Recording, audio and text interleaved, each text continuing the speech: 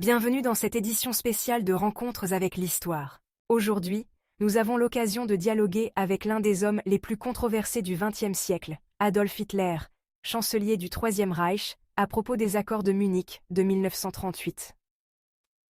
Cet accord, qualifié par certains de capitulation diplomatique, a permis à l'Allemagne d'annexer les Sudètes sans résistance militaire. Monsieur Hitler, merci de nous accorder cette interview fictive. Faites vite, je n'ai pas de temps à perdre avec des formalités inutiles.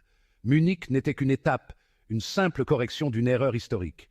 Parlez donc clairement. Vous qualifiez Munich de « correction d'une erreur ».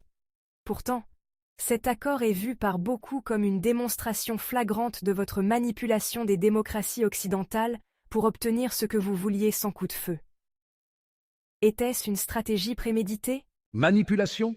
C'est ça que vous pensez, vous et vos semblables. Tout ce que j'ai fait, c'était reprendre ce qui appartenait de droit à l'Allemagne. Les Sudètes sont peuplés de millions de germanophones qui avaient été arrachés à leur patrie par l'infâme traité de Versailles. Cet accord était une farce, un diktat imposé par des puissances hypocrites. Munich a simplement remis les choses en ordre. Ce n'est pas une question de stratégie machiavélique, c'était une obligation nationale. Nous devions rassembler notre peuple. Point final. Mais vous saviez que ni Chamberlain ni Daladier n'étaient des prêts à entrer en guerre à ce moment-là. Vous avez exploité leur faiblesse, et vous ne vous êtes pas arrêté là.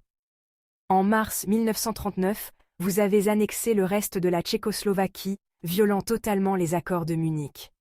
Était-ce votre intention dès le départ de tromper ces dirigeants ? Trompés! Ils se sont trompés eux-mêmes avec leur pacifisme absurde. Vous croyez que je suis le seul à avoir vu leur lâcheté ? Ils n'ont rien fait parce qu'ils n'avaient ni le courage, ni les moyens de s'opposer à la puissance de l'Allemagne. Ils espéraient que je m'arrêterais, mais ils étaient aveugles. Tout cela n'a jamais été une question de trahison. C'était une question de survie pour l'Allemagne. La Tchécoslovaquie était un État artificiel, une aberration créée par Versailles. Elle devait disparaître pour garantir la sécurité du Reich.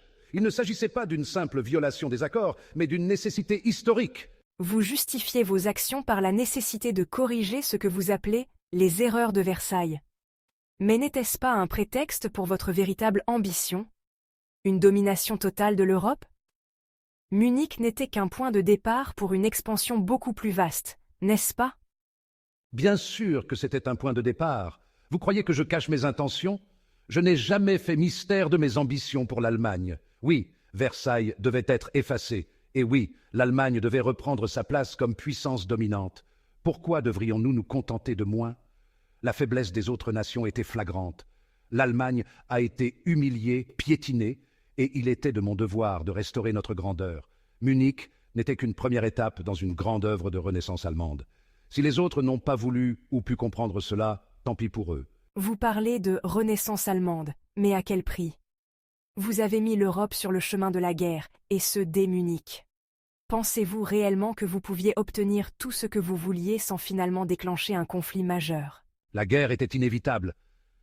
Vous croyez que je voulais la guerre ? Non, je voulais la paix.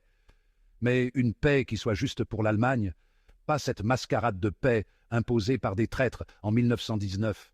Les autres ont voulu la guerre en refusant de rendre à l'Allemagne ce qui lui appartenait. Ce sont les lâches comme Chamberlain qui ont choisi la guerre, pas moi. À Munich, ils auraient pu choisir de reconnaître la réalité, mais au lieu de cela, ils ont cherché à nous encercler, à nous isoler. Alors, oui, j'ai pris ce que je devais, mais ce sont eux qui ont semé les graines du conflit. Pourtant, c'est vous qui, à partir de 1939, avez envahi la Pologne, provoquant le déclenchement de la Seconde Guerre mondiale. Pensez-vous vraiment pouvoir échapper à la responsabilité de cette escalade, alors même que Munich avait déjà révélé vos intentions expansionnistes ? Ne vous trompez pas, jeune fille. La Pologne faisait partie de cette même injustice. Danzig était une ville allemande, et la population allemande de la région avait été opprimée depuis des années.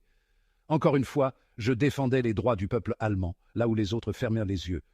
Ce que vous appelez expansionnisme n'est rien d'autre que la défense légitime de mon pays.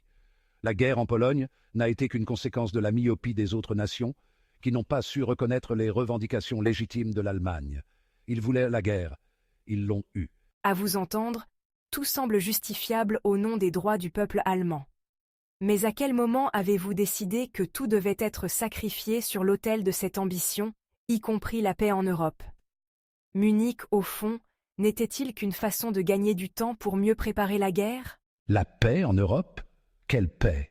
Il n'y avait pas de paix, seulement des accords hypocrites faits par des faibles qui cherchaient à maintenir l'Allemagne enchaînée.